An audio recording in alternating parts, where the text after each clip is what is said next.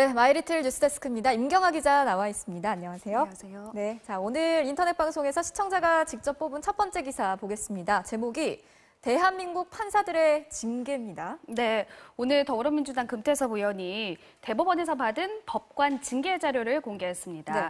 먼저 실제 사례를 한번 보겠습니다. 예. 재작년에 인천지법의 한 부장판사가 음주운전으로 연쇄 추돌 사고를 내고는 뺑소니를 했습니다. 네. 벌금 800만 원을 선고받았는데요. 법원 내부에서는 어떤 징계가 나왔을 것 같으세요? 글쎄요. 음주운전을 한 것도 모자라서 연쇄추돌에 뺑소니까지 했다면 판사로서 자격이 없는 거잖아요. 해임도 가능할 것 같은데요. 네, 그렇죠. 그렇게 생각하기가 쉬운데 예. 실제 징계는요. 감봉 4개월에 불과했습니다. 네. 자, 다른 사례를 한번 보겠습니다. 지난해 한 현직 판사가 지하철에서 휴대전화로 여성의 신체를 몰래 촬영했다가 현행범으로 체포됐고요. 벌금 300만 원이 내려졌는데요. 네. 내부 징계는 역시 앞서와 같이 감봉 4개월에 불과했습니다. 그렇군요. 그런데요. 비슷한 시기에 한 경찰이 이 판사처럼 지하철역에서 몰카 촬영을 하다 검거된 일이 있었습니다.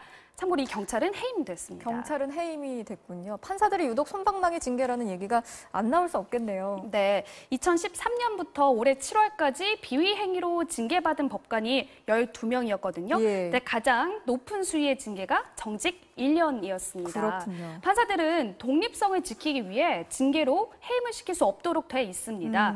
이것은요, 그 범법 행위를 저지른 법관들을 솜방망이 징계하라는 취지가 아니죠. 그렇죠. 이런 사실 법원에서 뼈아프게 받아들여야 할 것 같습니다. 네, 자 다음 소식 보겠습니다. 삼성 반도체 영업 비밀이 제목이네요. 네, 삼성 반도체 직업병 피해자 단체죠. 반올림이 오늘 서울행정법원 앞에서 기자회견을 열었습니다. 예. 자, 지금 사진을 하나 준비를 해왔는데요. 네. 중앙행정심판위원회가 삼성반도체 직업환경 측정 결과 보고서에 대해 비공개 결정을 내리자 이를 취소해달라는 소송을 낸 겁니다. 네, 작업 환경이죠. 작업 환경 측정 결과 보고서.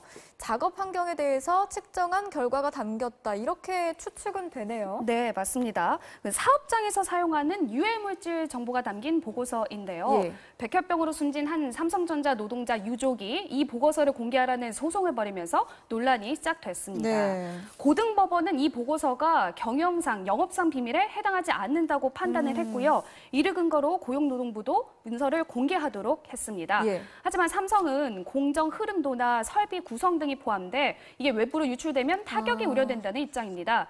산업통상자원부는 이런 입장을 받아들여서요. 비공개 결정을 내렸고요. 지난달에 중앙행정심판위원회도 삼성의 영업 비밀이라 이렇게 결정을 내린 겁니다. 그러니까 국가기관 사이에서도 입장이 갈린 거네요. 네, 그 공개를 주장하는 측은요. 예. 이 보고서가 공정기술이 아닌 사업장 내의 유해 환경을 이런 확인하는 문서라는 입장입니다. 네. 직업병으로서의 어떤 피해를 입증하려면 이 객관적 자료는 필수라는 입장인 거죠. 그렇군요. 오늘 행정소송을 냈으니까요. 다시 결과를 지켜봐야 할 것 같습니다. 네, 지금까지 마이리틀 뉴스데스크 임경아 기자와 함께했습니다.